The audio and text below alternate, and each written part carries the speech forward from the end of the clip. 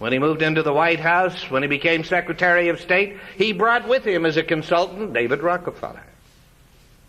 I've talked to some of his secretaries who say that when Henry Kissinger was out of the office, he would sometimes get called by the President of the United States. And he might also, during that same period, get a call from Nelson Rockefeller. When he returned, he would always call Rockefeller first.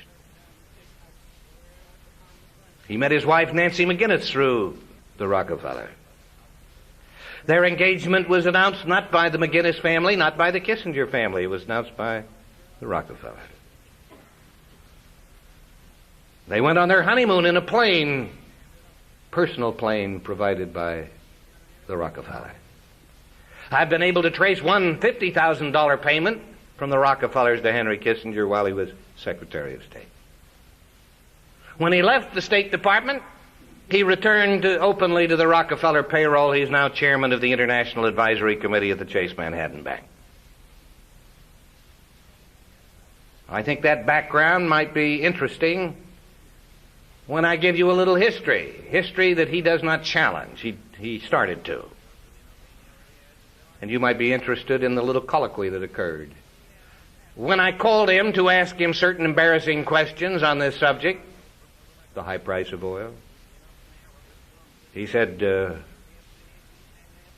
Jack, would you show me where you are getting your information?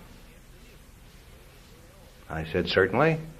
You come on over, we'll show you what we have and let you respond to anything you wish. He sent his top man, Bill Hyland, who looked at all the secret documents we had accumulated on the subject, and after he did, he shook his head and said, someone must have given you the whole computer printout on this subject. And so we used the story, and there was no comment from Henry Kissinger. What was the story? The story is as follows. In 1972, Kissinger foresaw that we would become heavily dependent on Persian Gulf oil.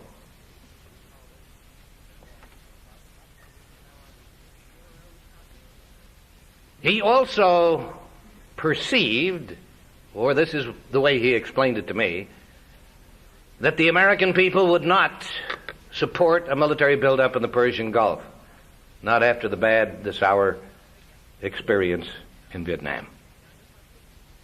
Though our stakes in Vietnam were nothing compared to our stakes in the Persian Gulf. And so he proposed to President Nixon that we call upon the Shah of Iran to become the guardian, the protector of U.S. interests in the Persian Gulf.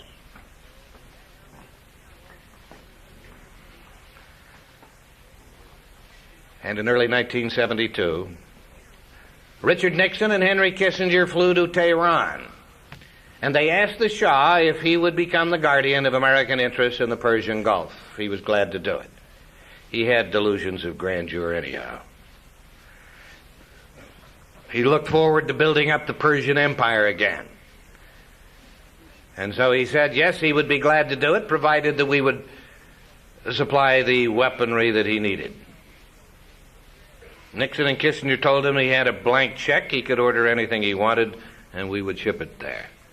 And he ordered the most sophisticated weapons in our arsenal. So sophisticated that the Iranian military armed forces couldn't operate them.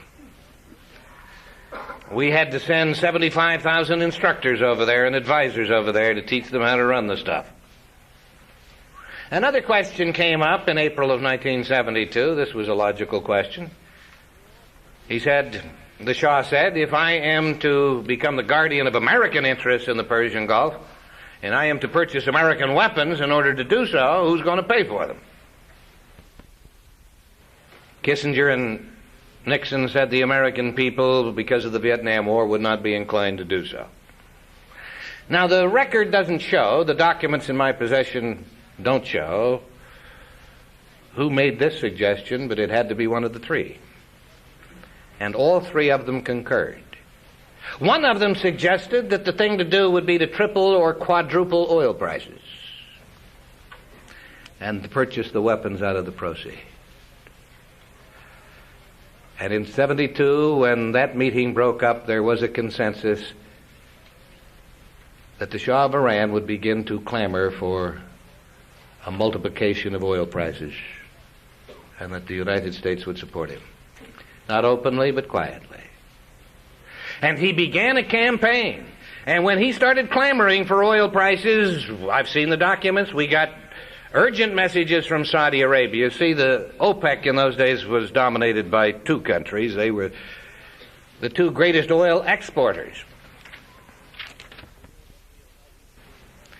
The Saudi documents, the Saudi secret documents, happily both Saudi Arabia and Iran were stalwart allies of the United States. And so we seem to be in a good position.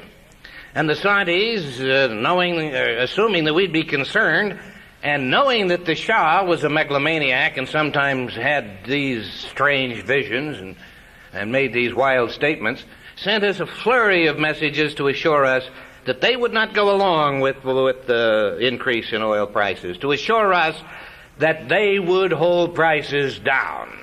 But they also pointed out that we had placed the Shah in power, that we ought to have enough influence to shut him up. And so they suggested that if we would just shut the Shah up, because he was stirring up all the oil-producing nations, that if we would quiet him, that they would cooperate with us in keeping oil prices down.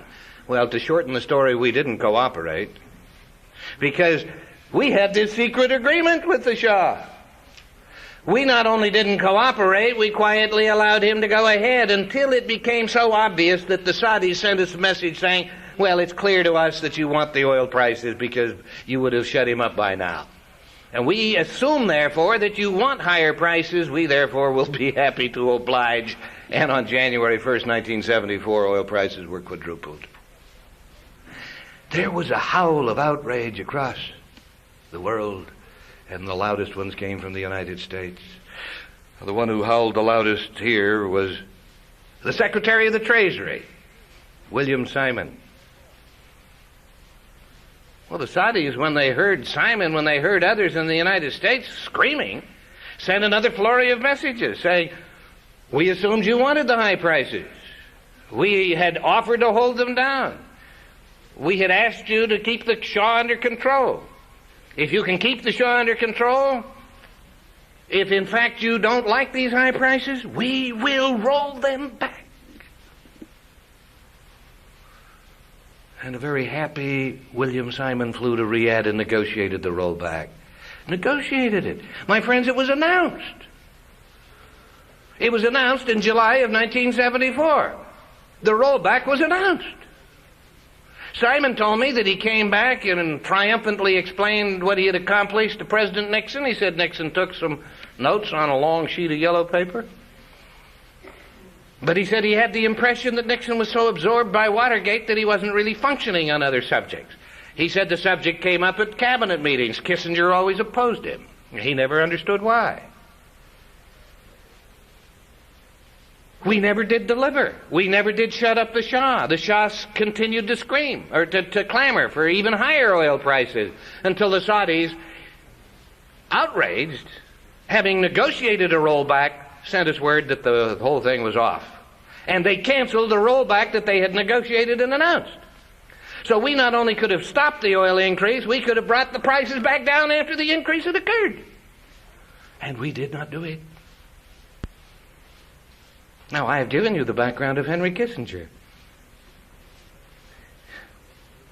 This benefited the Shah, but it also benefited Standard Oil of New Jersey. And that bothers me. And when I raised it with Henry Kissinger, he says, I'm outraged that you would even make the suggestion. He says, I was doing what I thought was best for the United States. He says, I didn't even consider what the benefits might be to the Rockefellers. Maybe so. But it bothers me. It troubles me. The Rockefellers have benefited. The Shah benefited temporarily.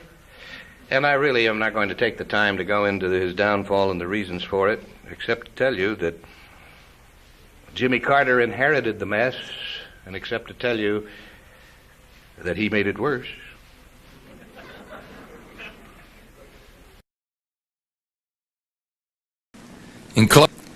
I make 1 minute. When federal judges remove God from the Pledge of Allegiance, federal judges welcome Satan.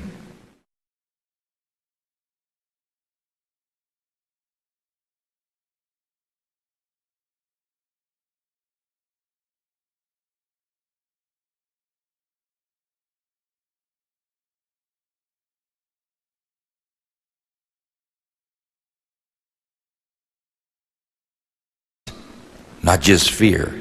And from fear and distrust comes hate. And God Almighty, where are we going to end up? Very few people vote in America as it is.